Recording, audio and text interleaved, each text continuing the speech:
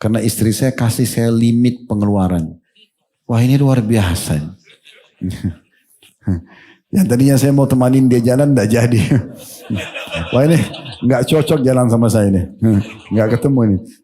Boleh cari laki-laki lain ini yang bisa temani dia. Karena nggak jisnya, nggak sejalan sama sekali. Kenapa harus begitu? Harusnya saya bilang sama dia, Pak, antum yang balik. Antum kasih limit istri antum. Itu yang benar. Kasih ATM dia, ini belanjaan kamu ya. Jangan antum yang dibalik. Bayangkan tunda beli gamis yang dia suka hanya karena itu. Pernah ada pengalaman lain. Seorang bapak suami istri. Semoga Allah kasih hidayah. Kami sama-sama umroh plus Palestina. Dari awal di mobil ini di bus sudah terdengar bisik-bisik. Istrinya sedikit-sedikit marah. Bapak ini begini, bapak itu begitu. Apa saja suaminya bicara pasti dia marahin. Saya ini udah panas kupingnya nih dengar. Ini gimana? Bapaknya diam lagi. Ya udah, dia nggak kasih gambaran dah apa. Puncaknya itu pulang dari Masjid Aqsa habis sholat, ada orang Palestina jual mangga sama buah-buahan. Mangganya memang bagus banget. Di belakang saya kebetulan. Terus dia ngomong, Mama tolong mau beli ini. Ah untuk apa beli mangga, kan di hotel ada mangga, ada buah. Saya langsung balik, Bu, bapak ini hanya mau makan mangga. Saya gitu. Biarin orang beli. Ibunya langsung gak enak sama saya, terus beli. Masa beli mangga pun takut, gimana? Kawamnya dari mana? Makanya saya bilang jangan tanya saya. Kalau saya jawabannya akan begini. Nah, Tunggu dulu. Boleh kalau pikir Ustaz, selanjutnya mungkin 3 pertanyaan lagi Ustaz. Selanjutnya dari nomor belakang 2000, Aan Darwati, perempuan 46 tahun dari Karanganyar.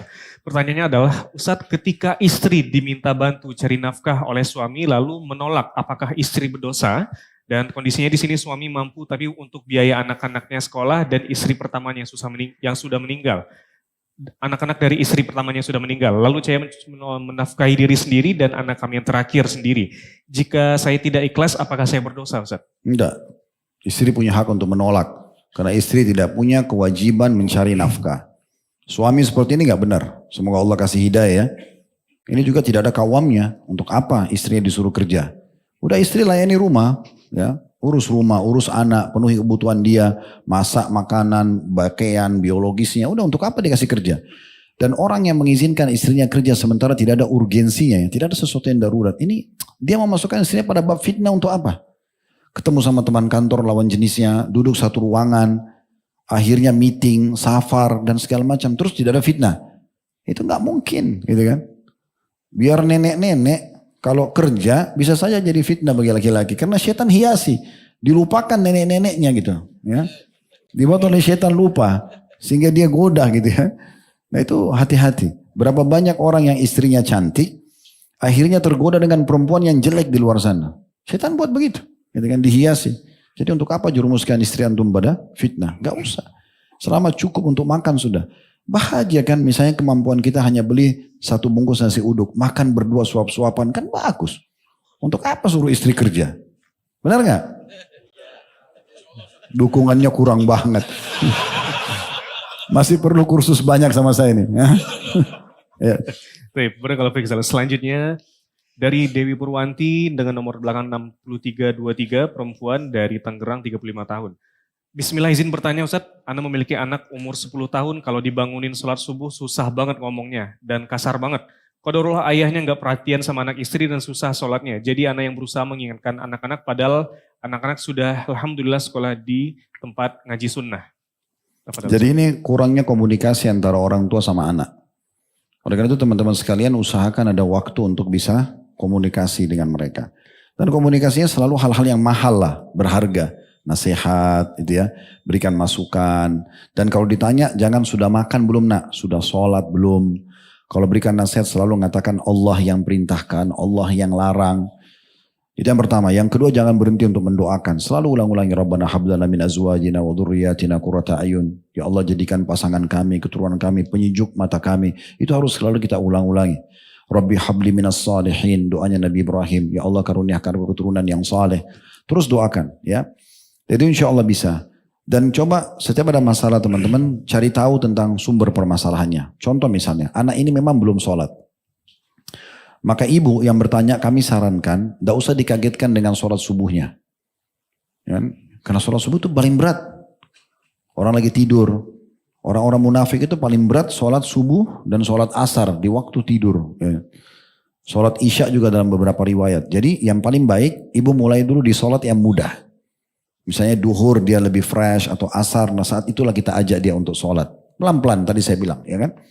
Insya Allah pelan-pelan 1, 2, 3. Dia kalau sudah pernah. Jadi gini saya bilang kalau orang ibadah itu ada efek ya.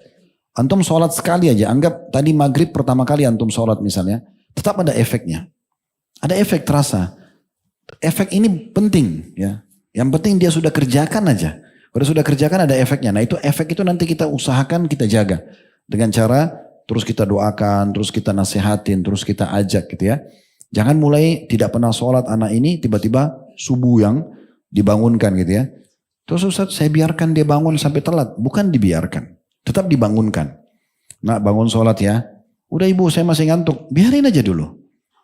Karena tanggung jawab kita dalam amar ma'ruf nahi mungkar sudah gugur. Kita mengingatkan yang pertama kan sudah gugur.